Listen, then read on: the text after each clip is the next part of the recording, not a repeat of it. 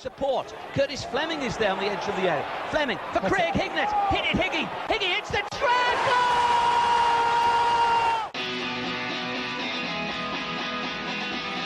Avenelli coming alive again. Juninho wants the ball played to him. Avenelli spots out Emerson!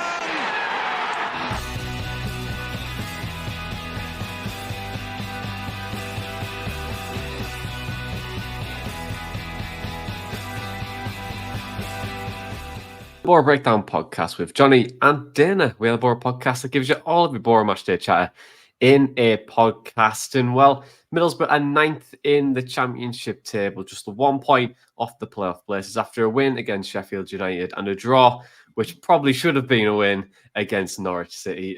Dana, give us your one key takeout from the games over the last week. Yeah, I think the last two games have showcased two big themes from Boro's season so far. Small margins and big moments. The small margins, I think the Sheffield United game could have gone either way. I think in the first half it was a chess match. I think Chris Wilder alluded to it being a bit of a, well, basically that, a chess match. That wasn't the word that he used verbatim, but it was, I think it was cat and dog game. I can't remember what he said, but it was a very small margin game. And then there were big moments in it. The 2 goal line clearances, George Edmondson in the second half, Luke Ayling in the first half. And then the big moment of the game was Emmanuel Latelath coming off the bench, breaking that goal scoring duck and getting Boro that win. That was the decisive moment of the game. Against Norwich, I think a fine margin game, small margins again, decided on a really big moment, I think, which was Tommy Conway's penalty miss. If that goes in 4-1, I think we're all buzzing over the hills, aren't we? Because that would be a very good scoreline against a very good Norwich side. And I reckon come the end of the season, Boro's league finish will be determined, whether positively or negatively, by small margins. So I think that's my key takeout this week, is that a lot of the time we're on the wrong end of big moments. In fairness, the Sheffield United game, we were on the right end of them. But Boro need to make sure that they are coming on the other side of big moments and they're working in their favour rather than against them. Yeah, and look, if we want to continue with that trend, I said on the podcast over the last couple of weeks ago, it's like a butterfly effect, isn't it? Those one key moments keep adding up. And it'll probably come towards the end of the season. But for me, over the last couple of games, I've been fairly pleased with the most part of the performances. I would say, Sheffield United, I thought we were excellent. And then the game against Norwich, albeit like a fantastic couple of strikes from Borja Sainz. And then, a cross shot, which goes in. And for that most part of that game, super excellent. And my pretty key takeout is, apart from the butterfly effect, is that I'm still fairly positive for where we're currently at, and there's still a lot more to come. I think I can see and hope this happens, that we do start to kick on a little bit more now, because some of the performances that we've had this season, probably the Leeds in the cup, which has no bearing or pressure or anyone. West Brom has been excellent. Sheffield United has been excellent for the most part. Against Norwich was excellent. So there's been a lot to be happy about, but Boro in a position right now where, like you're saying there, those small margins has really influenced their league position so far. But let's chat about the Sheffield United game first, Dana. And I appreciate it's been a week now since the game's actually happened, and a lot's happened. A lot can happen in football space of a week. But I feel like I want to keep it light touch. We'll have a bit of an analysis, do some analysis on the Norwich game, then to do some predictions into Coventry. But the assessment side of things of Sheffield United, overall, happy with the performance against them? Yeah, I would say so. I think the first half was all right. I was a little bit disengaged at a point, but then there were still big moments in that first half. Luke Ayling's goal line clearance. I love goal line clearances. I think they just flick a switch in a crowd, at least momentarily, and I think that did that. And then, what I enjoyed the most from the first half and the second half, it was the performance of Hayden and Aiden in midfield, and then Riley McGree ahead of them. So good. I remember just saying to you in the group chat the next day, like, oh my God, I think it nearly made me cry. I was so emotional, just thinking, my God, we've got a functioning midfield, and it's good, and it does good things both in possession and out of possession. if you watch that game back and you just look at the movement of all three of them, it just makes my eyes smile, because I've been so used to watching midfielders that are kind of just a bit beige. They don't really, there's nothing particularly standout about them. I'm thinking George Saville, to be honest. And we've actually got three midfielders there, two in the pivot just in front of the defense, that are just so good in their movement, their pass selection, their drive. You know, Morris adds that little bit of physicality, a little bit of aggression that I think we've been needing in midfield. And I think in the game as a whole, Sheffield United, I would say, somewhat faded in that second half. And whilst they faded, Boro grew into it, and they were grooving and moving, those three, in that second half in particular. And I really enjoyed that. And obviously the moment of the game was Latte Lath coming off the bench and scoring. The guy behind me put a bet on it, so he won 100 quid, buzzing with that. Felt like it was written, right? You know, Yeah, before the 100%. game. Yeah, we were kind of looking at the team before the game. A lot of discussion going into it about Latte Lath and will he start? And, you know, we had our opinions on the last episode. That's the perfect response. That is the perfect response to being dropped. It's to come off the bench and to score. And what a goal it was. Finn Azaz, a brilliant cross into the box. Lovely bit of movement from Latte Lath to kind of correct his run, because he went offside, didn't he? And then he just shifted on the other side of Harry Suter. And God, it was such a good header. And that just lifted the whole crowd. And I think in the end, we deserved it. But it was a game between two sides that, I think Chris Wilder said cat and mouse, not cat and dog game, which was kind of it. You know, it was only ever going to be a fine margin, small margin game. And thankfully, unlike in previous weeks, we were on the right side of that. We were on the right side of a big moment, and, you know, other big moments in the game with the goal line clearances. So yeah, I thought it was a good game and a big result. And up yours, Chris Wilder, basically. I mean, I did say on the last podcast, how many ham sandwiches does Chris Wilder look like? And you know, so poor Chris. But on that game, though, I think it was a really interesting game for me. I thought that Sheffield United were very, very poor in creative areas. Yes, they did have a couple of chances, which we did give them at the time. A couple of poor mistakes here and there. We were giving the ball away. I remember the header from Ayling heading it back in, and then Dieng didn't come and grab it. We could have conceded comfortably then. We've been punished in those moments from previous games. But to be honest, might be an unpopular opinion, but I thought Sheffield United were quite poor, to be honest. I thought that Middlesbrough did really, really well in good moments in terms of keeping a really good tight shape. And Boro's shape's been excellent, by the way, the last couple of games, by the way, although we've conceded 3 goals in the last game. Really good shape. That was good press, trying to re-nullify the space. And what you'd see from Sheffield United was just horseshoeing it around the pitch, trying to get the ball over the top and try and target a wing back. And every time that ball was overhit, and it wasn't good enough. And to be honest, the creativity side of things on their part, you can see it in their underlying numbers, but you can 100% see why I don't think Kiefer Moore was the striker that he was by any stretch. He's not mobile enough. And when you're able to nullify that central space, you nullify their centre forwards, and Boro did that so well. And to be honest, I think Chris Wilder's just trying to save face a little bit there. I actually genuinely thought, apart from the couple of mistakes that we made, they didn't create much throughout the game. Boro were a bit hasty in possession to start with, but then they grew into the game, and then it was a bit of quality that was always going to see it, because I felt like teams were trying to play a little bit safe, but I thought that Middlesbrough were trying to be a bit more safe at times, just because more of a, I would say, confidence and trying to keep in shape rather than be fully exposed and get hit on a transition. But the goal that we scored was fantastic. Finn Azaz is he can be a player that he could do so much right.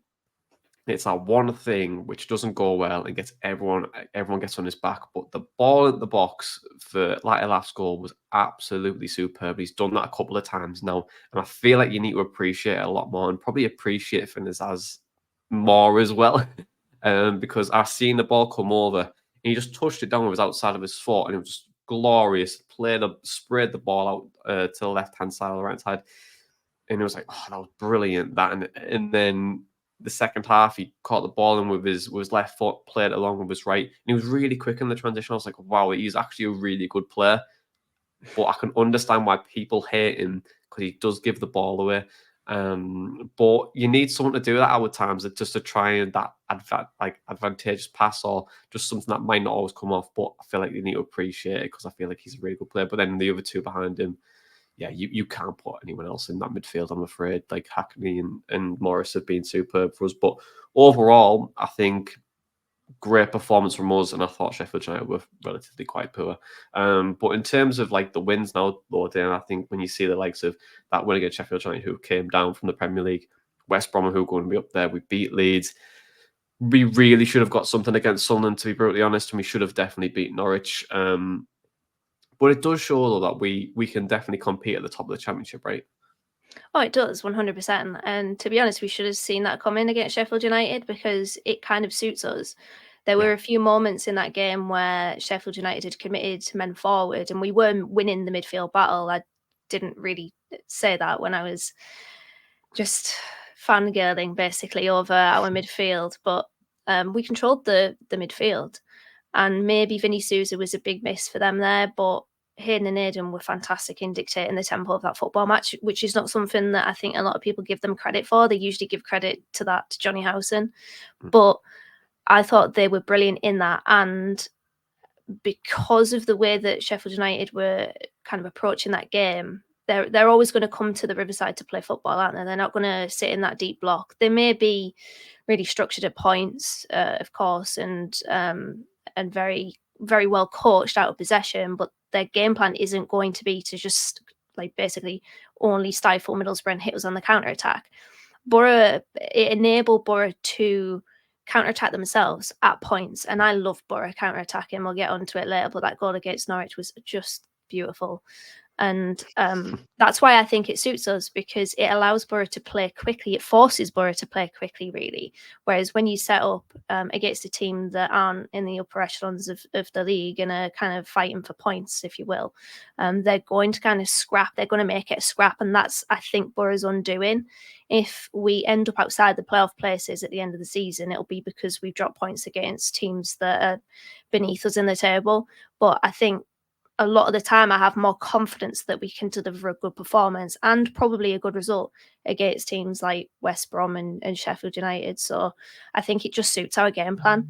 And it especially doesn't kind of bring out our weaknesses, which is trying to break down that low block.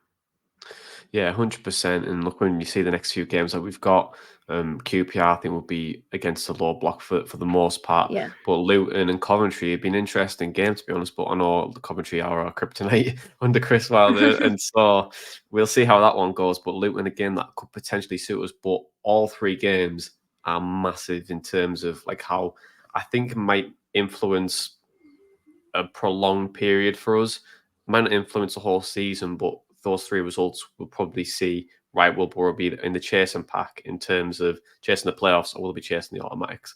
But we'll have to see on that. But let's look back at Norwich now, because I think it's the most recent result, and two, it hasn't left my mind since how we threw it away. But very typical Boro of us to definitely throw it away. But 3-1 up at half time, 3-3 at full time. Could have been 4-3 really if the full typical Boro actually happened. But overall assessment for me, then, I was so pleased with the performance. I don't know what you're thinking on that one, but I just thought, although we conceded, and I feel like we wish I had a print screen of your message in the chat at the time, but that first half performance for me, probably the best I've seen under Mike Carrick in terms of like intensity, getting some team on transition, taking the game by scruff of the neck, and being really dominant. The second half, we fared a bit, and it's a big momentum shift, I think, from the penalty side of things. But if that goes in 4-1, it could actually be a 5-1 because the game's completely gone from them. But overall, for the most part, I was very pleased. Were you very pleased? No. Mostly because I kind of have two shades of opinion here. One of them doesn't really allow for good podcast discussion, and people might not align with this trail of thought, but I think you can categorize that as one of those games, because we come up against a player in Borja Sainz who right now is the best player in the Championship. I mean, he tops the goal scoring charts. He's in super form. And unfortunately, we obviously conceded twice to two fantastic goals from him that I don't think you can do anything about, really. If you want to nitpick, you can maybe say close him down quicker, but really, you kind of hold your hands up and say fair play. The other shade of opinion is, my God, we were nearly 4-1 up. And in a way, it's kind of we pissed it up the wall. And that's kind of frustrating in the end. Like, people on the radio afterwards were saying, well, that's a really good point against a good Norwich side who are unbeaten at Carrow Road in like a year now, I think it is. And that's true. That's one perspective of it. But I can't help but feel disappointed that first half performance, which was absolutely excellent from Boro, wasn't part of the game that ended up in a win or with a win. So yeah, it's kind of differing opinions and maybe contradicting opinions, but I guess there could be multiple truths, right? There could be multiple kind of viewpoints, but yeah, partly pleased just because of that first half performance in particular. But like you said, I think Boro faded a little bit in that second half, and I think maybe you can say the game management wasn't the best, but I don't know. It was frustrating at the end of the day because I think we deserved, based on that first 45, which was just scintillatingly good, to win. But what a game! What a game! Really good game of football, full of event, full of incident, and that Kenny McLean red card kind of just topped it off, didn't it? It was like, what else could you have had? Delia Smith coming on the pitch at halftime saying, "Where are you?" Maybe, I don't know, but yeah, very good game. Just disappointed we didn't win it at the end. Yeah, on the momentum shift side of things, that penalty miss, it goes 4-1. 2 minutes later, they go and score 2-3. And then obviously they do equalise by a cross shot, which you can argue Dieng can do better on. We'll come to Dieng in a moment, but do you think Boro could have managed that momentum shift a lot better than how they managed it? Yeah, this is where it gets a bit difficult because I'm not going to lie, during the match, during the second half, I was thinking maybe we can do with just chilling out a little bit because we had that advantage. We had a 2-goal buffer there. And every time we went forward, we kept trying to go for it.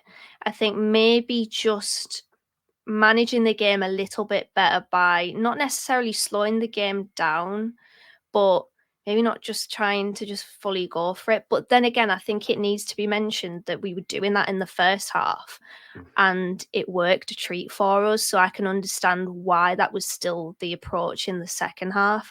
I just felt it was a little bit naive from Boro not to just, maybe we did need to just slow the game down. I don't know, but I mean, I quite like us playing fast football, but yeah, maybe outcome bias is kind of coming into play here, knowing that we didn't win that game at the end.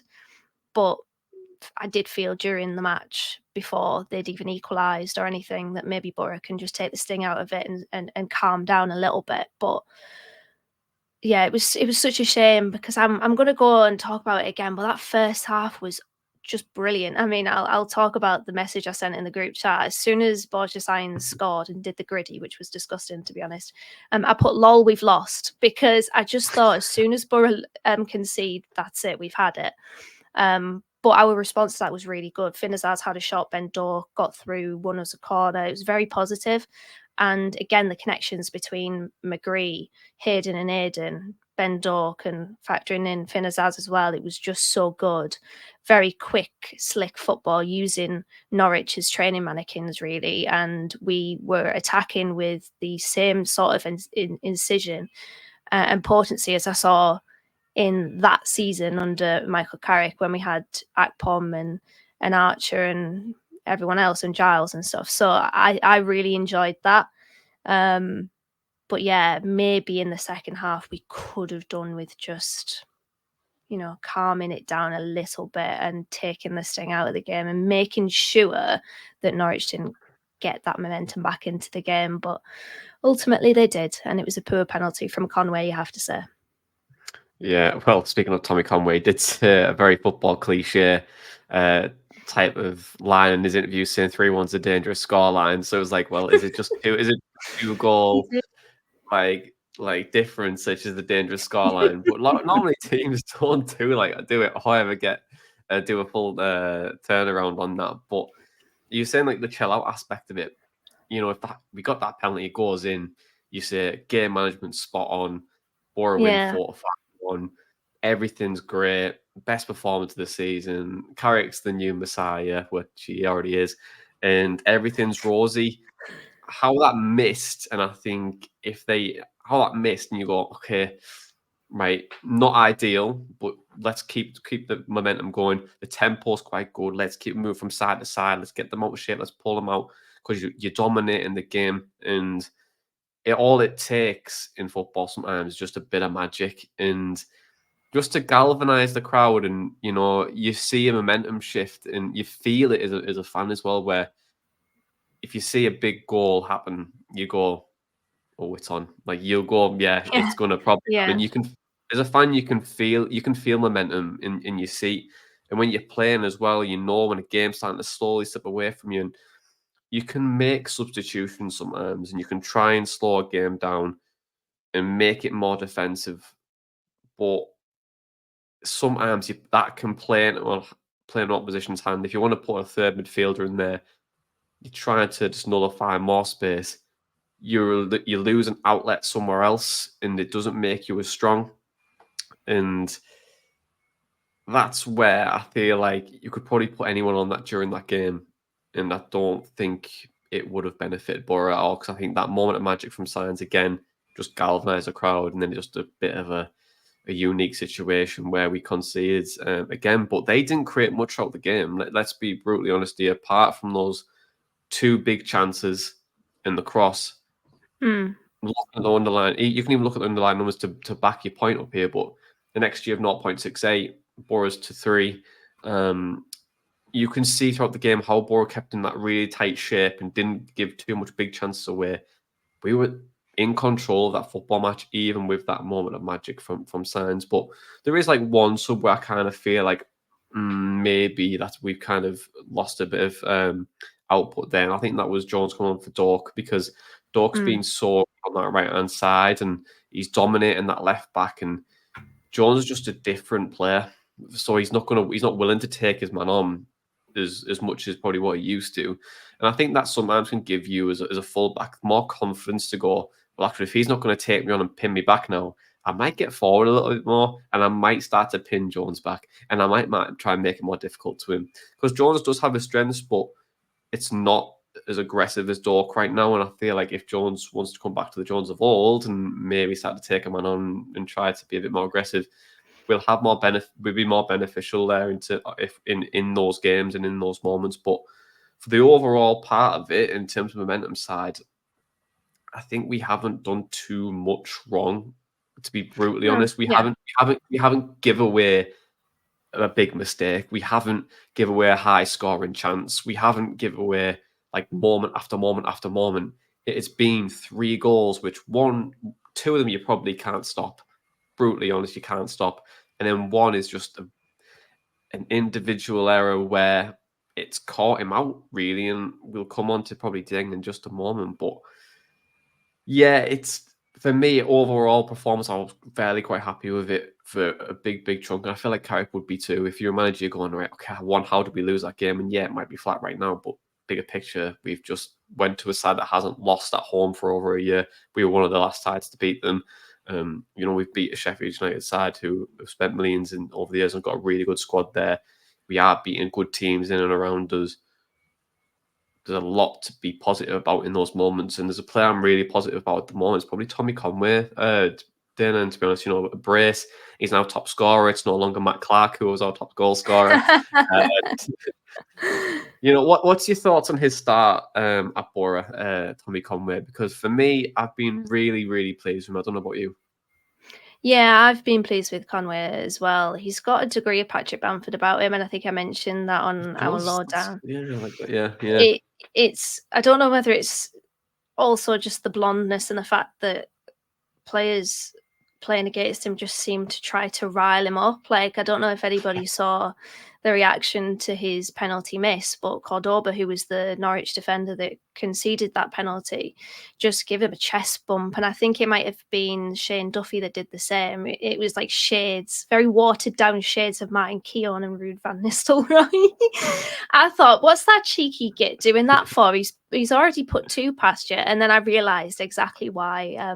It just galvanised them, didn't it? It was unfortunate for Conway because he was on a hat-trick and people were saying, like, why was he taking the penalty? Like, was he the designated penalty taker?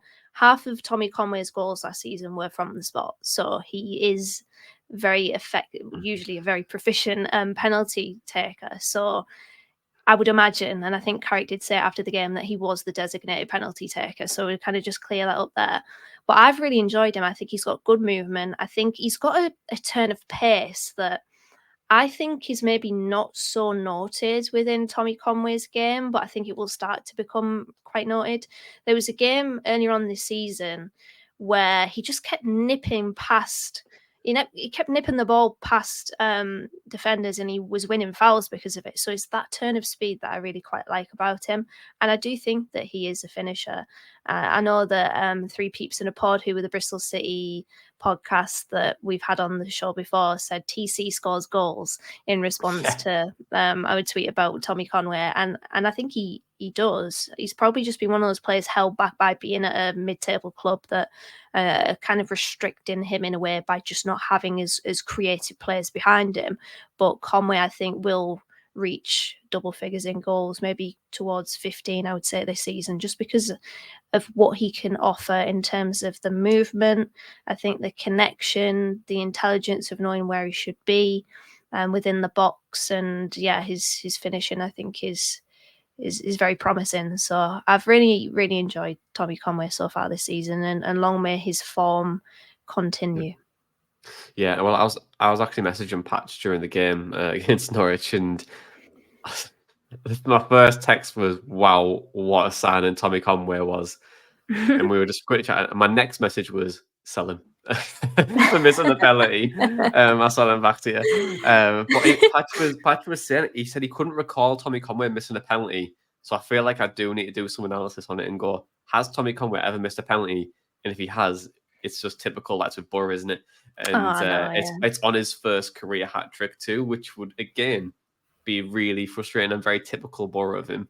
But we seen something glorious, and I'm so happy to go back into this knee slide club. We've seen a great knee slide this weekend with Tommy Conway, and I feel like we should break it down because this is just wonderful. This, and do you want to let's get them on the replay. So he's doing the finger, he's looking at the fans. Oh, he's not even looking at the grass there. So it's a sign of a man who's confident in his knee slide. Absolutely. He gets really, really good. Let's say, he doesn't even make it a jump. I think they've watered the grass well there, Dana. I can't lie. Yeah, they've watered the grass well. It's good conviction in it, like you said. I think it's he knows he's good at knee sliding. So it's kind of that approach of someone who, it's the swagger of someone who knows he's good at a knee slide. And I think it's a very, very solid one from Tommy Conway. And he actually finishes it off by pointing at the badge, which I think gets bonus points. I'm quite enjoyed that from him. That's his second one this season, actually, Tommy Conway. So maybe this should be Tommy Conway's knee slide club. Maybe it should be sponsored by him. But I think that's very, very good. Not perfect, but a solid one. I think I would probably rate it maybe an 8 out of 10 for me. Don't know about you, Johnny. I quite like it, and I'm going to go into a little bit more here. I like the knee slide itself. He goes on the pitch, and then he stands up as he's coming off it. So he literally finishes on the line, which is a lovely... we love that, don't we? Lovely transition. He also puts his left foot behind him slightly just to give him that angle shift, which I think is glorious as well, pointing to the ground. And this image from Dan, who've sent it in to us, is just stunning. Absolutely. This is everything you want and more in a knee slide. And look, you can laugh all you want, but to get those lines in the grass, look, and you can even see how he's pivoted. It's a really good streamline. and he comes up just on the It's a line. really good streamline. Look, Oh, that's my you favourite thing. People can't ask any sending more. us photos. This is the second time that this has happened now, and I really like. I think we are openly encouraging people to take photos of the knee slide tracks on the pitch because, please, that's so funny. I love that so much that people are literally out there taking photos of them. I love Does it. it But yeah, does it make you a little bit weird though by taking photos of grass? absolutely not to us. Out of context, it might. Yeah, you know what's saying. Why are you taking photos of knee slides? But the moral of the story is, if you want to put it up on the mantelpiece or send it in the Boro breakdown, you can 100% do that. Just tag us in Please on do. Twitter or send it via email, and we're more than happy and we'll review it. But for me, Dana, I think you said an 8. I said an 8. It's up there for me. It's really, really up there. And I just think what makes a knee slide more is the moment that counts with it, in terms of like, if it was like a 4-3 winner or you're winning a cup final and your knee sliding, then that is like 10. But given that it was just, early on, probably going to stick with an 8, I think. I'm probably going to stick with an 8. But Tommy you know Conley would what? say that's well harsh. Maybe I'm being harsh, Dana. Maybe I'm being harsh, Maybe you are but being harsh. I think that is harsh. a bit too harsh, Yeah, maybe What's harsh. harsh? Well, speaking of harsh, let's go to podcast questions and do some harsh reviews.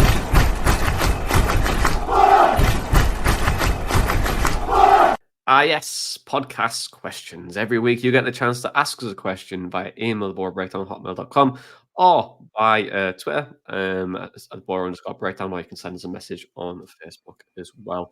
And we had a couple of emails this week, but I'm going to quickly just chat about Seny Dieng first, because Lou, Jamesy, Gary, Alex, and Ben, and others are all questioning about Seny Dieng's position at the moment.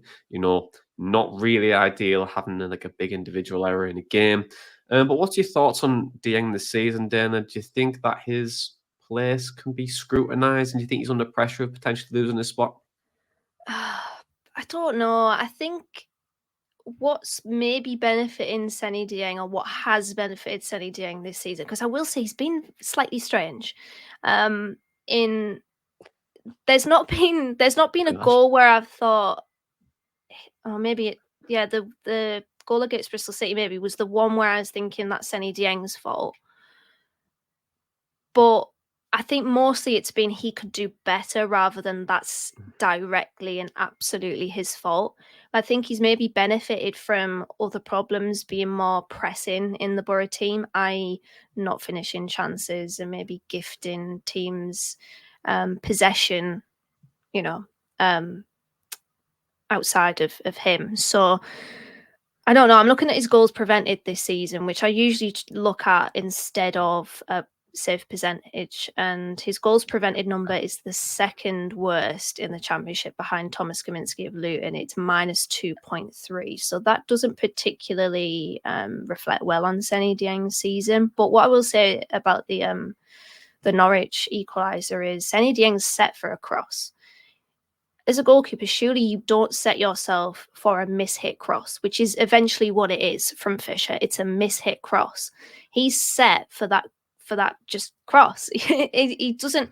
I don't think he can know that that's going to be mishit. So I think he set himself up as he should as a goalkeeper. You expect that cross to come in just in front of you. It doesn't, because it's mishit. So I could kind of give him a little bit less criticism for that, but he has been a bit strange this season. I'm not going to lie. It's kind of flown under the radar, but there's just a few moments of a few goals that we've conceded where I've thought maybe Dieng could do better there. Don't think it's etched into like Joe Lumley territory yet, and that we should be bringing in Sol Bryn, but maybe something to keep an eye on. I'm just not convinced right now that the best play for Michael Carrick is to dump his goalkeeper and bring in Sol Bryn. So yeah, I want to keep an eye on maybe.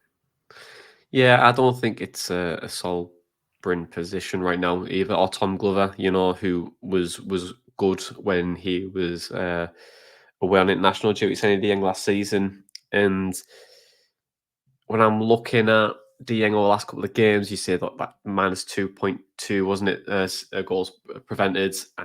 Looking at Boro's XG numbers, like against, we're pretty much where we should be in terms of conceding a chance. So, and looking at his, so you're thinking, okay, well, it's only really been 2 goals where I think he probably could have prevented out of 10 games.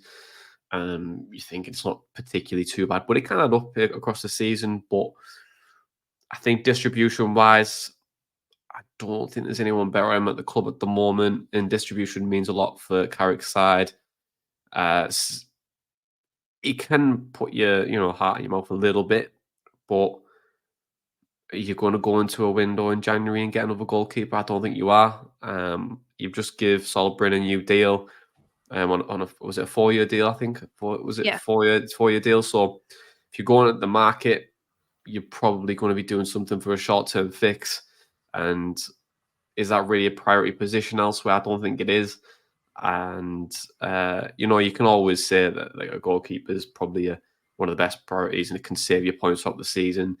Dieng will probably do that. I think he's going to definitely save more than he'll give away, but I just don't think it's a big problem right now. It's something maybe to keep an eye on, like you said. Then it's like you're going to monitor it. You're going to see if the hole's going to get a bit bigger. If a single appears, replace him. But if it's not, it might just be a little bit. It might just be a pothole in the ground and just needs a bit of. And to be fair, there's plenty of those on Boro Road. I'll tell you that. They just need filling, just need filling, or maybe needs a bit of work doing to it. But yeah, I'm not too concerned with the Dieng right now. But I can understand why people would be frustrated, and it's just in the moment. Agreed. Saying Dieng doesn't get mentioned if you win 4-1. Doesn't even get an eyelid. No one even says anything. It's like, again, it's just context of a result, but for the most part, I think he's been okay. And then just finally, for our final question is from Dave, and Dave sent it on email as well. And we had a couple of emails lately, and from listeners, and they've said leading up to the penalty, Norwich had taken control of the game, and we never got it back. Should have Carrick been more proactive in making changes when the game turned out as it did on the Sunday. Personally, if there was an ideal sub and he was fit, I would have put Marcus Forss on for Dork, because you're still given an impact player who can run at a fullback and make things really difficult. In terms of changes, your natural change, or what your fan would see, would be like, oh man, I'm going to put defensive midfielder on, I'm going to put an extra defender on, and we're going to sit back and we're going to let a team attack us. Personally, I don't like doing that. I think the best way to defend a game is to keep going at a team. And, I thought we were doing all the right things, but momentum definitely shifted. And it was just a bit frustrating, I would say, that result. But what would you have done, Dan? Do you think you would be more proactive in your changes? And do you think Carrick can be more proactive in his changes as a manager? Carrick can be more proactive in his changes. It's one of the key consistent criticisms that's kind of leveled at him. But I honestly don't think he did anything wrong in regards to his changes the other day, because Conway coming off, he was hobbling beforehand. He picked up a knock, and it was funny because he picked up a knock, got up, and then got fouled, so he's on the floor again. So I understand that. With Ben Dork, it was said a lot by Maddo after the game on Tees that he was absolutely knackered. To be honest, I will say Ben Dork always looks knackered. So my kind of thought is not that my trail of thought is that didn't work for Boro putting Jones on, but I don't blame Carrick for doing that, because he obviously saw reason to do that. I'm gonna say that he probably was tired, Ben Dork, because otherwise you just don't take him off, because he was a real threat up against Callum Doyle. So yeah, it's not so much that I blame that, but it did. It's not so much that I think that was the wrong move, but it didn't really help Boro, did it? So I don't think there was anything that Carrick did wrong. I think you've just got to categorise it as one of those games. And what I was mentioning about maybe Boro could have managed the game a little bit better, it's kind of maybe a nitpicking point, because largely 9 times out of 10, I do agree with you that the best type of approach to defend a game is to go for it and just kill it off. But there were points where I was just thinking maybe we can just slow it down a little bit, recycle the ball, which is something that we're very good at, but we just kept going for it and kept going for it and kept going for it. And I thought at the time, maybe we just need a little bit of patience here just to slow things down a little bit. But yeah, Carrick can be more proactive, but I honestly don't think that any of the changes that he made were bad decisions, but they just didn't have the necessary impact on the game, which a lot like against Watford, I think is kind of just unfortunate. Yeah. Unfortunate seems to be the word for Boro so far this season. But you know what's not unfortunate, Dana Malt? The praise and place.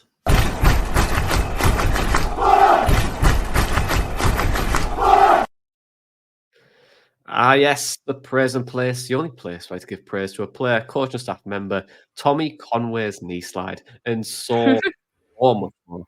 Dana, praise and place, who's in your place this week? I was going to say this season. I'm going to mention Ben Dork because he just had Callum Doyle on toast. I think when Ben Dork went off, Callum Doyle probably thought, thank God, because he was tormenting him the whole game.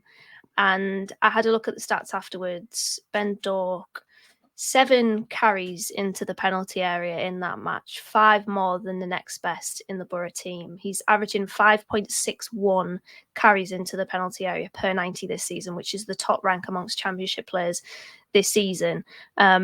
He's just so good to watch, and he's so old school, and I love that. I came on the podcast a few weeks ago and just said how I really don't like the trend of inverted wingers, especially not for Boro, because I just don't think they're so much effective as we could be if we had someone like Ben Dork. And I think you're seeing what an old school throwback winger can do. And that's what part of the reason why I was quite intrigued by the Sheffield United game, because you had similar with Jezra and Raksaki on the other side for Sheffield United. It was good to see a game there with 2 out and out old school, take around the outside kind of midfielder wingers. And that's what Ben Dork is. He's so exciting. And he's a high floor, high ceiling player, Ben Dork, because even at his worst, I think he's still effective because he puts championship fullbacks on the back foot. They do not want to come up against a Ben Dork. They don't want to deal with his pace. He's so incredibly quick off the mark. He can slow the game down by bringing the fullback towards him and having them focus on him, and then he just switches and he knocks the ball past them, and then he's gone. So I really enjoyed his performance against Norwich. His play for the counter-attack goal, which I absolutely loved, was just so good. I mean, he takes the ball, and there's a point where I'm like, oh, just, pass it along, Ben, just try and get us up the pitch. And then he just goes. He just bursts past, I can't remember who it was, and he just goes for it. And then Dijksteel, fantastic in his, I think he nutmegs someone with the pass, doesn't he? Yeah, and Conway. I thought for a second he missed it, because I was thinking, this is Middlesbrough Football Club. What do you mean we've just scored? We've been clinical from a counter-attack. I thought he'd missed it because he hit the post, didn't it? But that goal is so good. There's nothing that gets me more excited than a counter-attacking goal. So that has to go in the praise and place. It was just incisive. It was potent. It was quick. It had a fantastic dribble there from Ben Dork. It had a good pass and nutmeg from Dijksteel, and it had the finish at the end from Conway. So I want to put Ben Dork in the praise and place, but I want to put that goal in there specifically. I love when Boro score from counter-attacks. It's just the best thing ever for me. Yeah, and look, they can 100% go in the praise and place this week because they're just so glorious. But for me, Anthony Dijksteel is definitely in the praise and place for me. His games this season, probably 2 highlight leads in the Norwich game, is definitely Dijksteel of old. I would definitely say he's a player who, once he has the confidence, is a good player.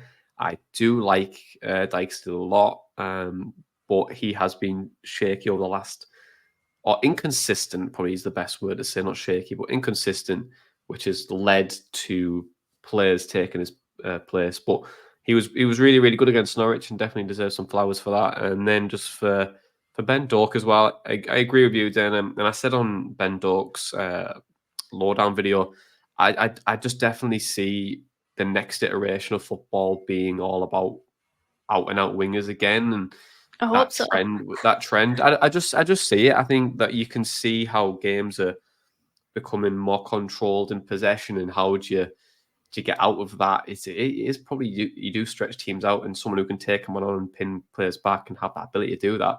I just think that's a layer of the game which we've kind of lost over like the last few seasons, but I think that's just that big trend which I think will come back, and Ben Doak is definitely the future of that. If he wants to be, but good player, and Slott's really happy with him. He even said in his presser this week that he wouldn't mind bringing him back, but was obviously joking, of course. And Bloody hope he well, was. yeah, I hope so too. But I have been speaking to a couple of Liverpool fans as well from who live in Teesside, and there you go. Really, you're from Teesside, why you spawn Liverpool? Get a Palmer down you and get the other side. But they've said that I'm not too sure if he'll make it at Liverpool, which I think was interesting. But if he doesn't want to make it at Liverpool, I'm more than happy to keep him here if he wants to. And he's a good player, is Ben Doak. But yeah, Doak and Dijksteel, I think, for me in the praise and place this week. But let's look ahead to the weekend then, because Coventry City come to town. They've had a slow start this season, again, similarly like last year, currently sitting 18th, but they have won the last 3 games against Boro. How are you feeling about it? What are you predicting? Was my bold prediction ahead of this season that we actually beat Coventry? I think it might have been. So here we see whether that actually ages well or whether it ages like milk. I don't know. I think it's an interesting one with Coventry because they're coming off the back of a comeback win against Luton, in which they deserved it. I looked at the highlights earlier today and they were just all over them. And then all of a sudden the highlights just flicked to Luton and they scored twice. But I think that's kind of, or maybe the ignition of their season, because you have a really good performance there from them, which was a bit of a wobble, obviously conceding those 2 goals and maybe looking like they didn't get their just rewards, but then getting those just rewards by coming back from behind and winning. So it could ignite their season. I don't know about this one, because Boro, on the other hand, you focus on Coventry, but Boro have shown in the last 2 games that they can play against good teams, and Coventry are, despite their league position, I think, a good team who've maybe gone through it a little bit. I know just from looking at like their hashtag on Twitter that there's just a few people that are maybe questioning Mark Robins, but on the whole, they back him because they believe in him, and they're right to believe in him because he's a fantastic manager. So I think they will start an upward trajectory. Hopefully, it doesn't get kick-started by with a win against us. I think we can beat them. I do. And that's not me saying that with confidence. It's more with hope, because surely to God, we've got to end this horrendous run against Coventry, and Michael Carrick has got to beat Matt Robins. I think we'll do it. I think it'll be a tough game, but I'm going to go with 2-1 Boro victory, and we'll come back from behind. I was just saying it can't get any worse. I was just thinking that Mick McCarthy, like Rio was saying, it can, and we'll just go beat again. But on Coventry, I am intrigued by them a little bit because they have had a slow start.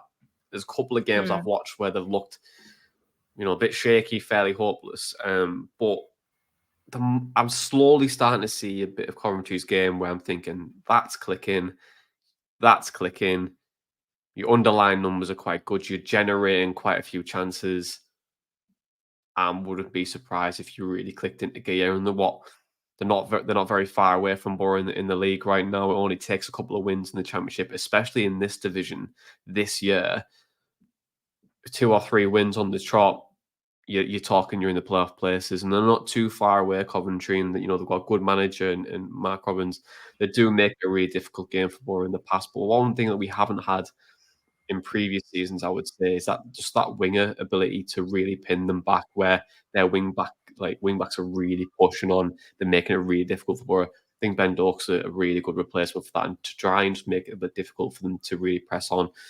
And Marcus Force is fit. You have that replacement there just to try and pin that game back. I think that'll make a big difference as well. And you've got Tommy Conway, who's in form right now. Laugh can come on as an impact player in this. So I still think it's Conway's position right now. And I think it's just a really intriguing game. I think they're going to come here with a box midfield. Like, they know it really works. a system that's really got them the result they wanted to at the Riverside and against them over the last couple of games. But for me, that big difference is that out and out winger that Boro have. I think it's going to make a big difference for us at the weekend. And how do I see it going? I'm not too sure. I would take a draw, but you definitely want to win. The league position for, I don't want to sound like Jonathan, we'll get here, but the Coventry position, I feel like the table's lying a little bit. I think they're in a bit of a false position, although they definitely say they're in 18th. I still think that they're probably a lot better than where they're currently at. No, I'd agree. And if you go on the Riverside thing and we're going to absolutely batter Coventry, you might, but I think it's unrealistic. To be honest, I think that they're going to come here and they've got the confidence and the arrogance to say we've beat this team quite a lot. That psychological advantage. I think there's still a little bit at play, but yeah, for me, I think Ben Doak's the difference this time around. But yeah. I was going to say, I think that's one of the key battles because he'll be up against Liam Kitchen and Louis Binks. I think with them, because they're playing a wing-back system, they might end up doubling up on Ben Doak, and then it's down to can Dijksteel, if he plays, get up to support him. That's why I would start Dijksteel against Coventry, because if Haji Wright, I know they played against Luton with Haji Wright and Ellis Sims up front together, but I was looking at Haji Wright's heat map from this season, and a lot of his players down their left hand side. So Boro might get attacked down that right hand side through Haji Wright, and I would probably be a little bit more hopeful of Dijksteel defending that than Luke Ayling, because one thing that I did see from the Sheffield United game up against Ryan Brewster is 1v1. That's probably where we saw Luke Ayling's weakness, because there were a few times where Brewster got past him quite easily. So I think Dijksteel there can maybe hopefully defend Wright better should he operate on that left hand side at points during the game. I'm sure commentary fans will let us know in the comments if that's not the case or not been the case recently, whether he's been more through the middle, which I did read on their forums was more the case against Luton. But also, yeah, getting forward and supporting Ben Doak should they double up on him. I think Dijksteel's more adept at doing that than Luke Ayling is, because of Dijksteel's underlapping and overlapping runs. So that's going to be a key battle, I think, on Saturday. Yeah, 100%. And I haven't given you my prediction, but I'm going to go 2-1 Boro as well. I think we're going to break the curse. It's going to happen. Gets beat 4-0. Anyway, Dana, thank you so much for joining me as always. To listen to the viewers, if you like this podcast, do give the video a like. Don't forget to subscribe to the Boro Breakdown, your podcast provider. Don't forget to give us a comment, give it a retweet. All that fun stuff helps get found, charted, and nominated for awards. And for right now, Dana, this has been the Boro Breakdown podcast, and that has been all your Boro Match Day chatter in a pod. Up the Boro Breakdown.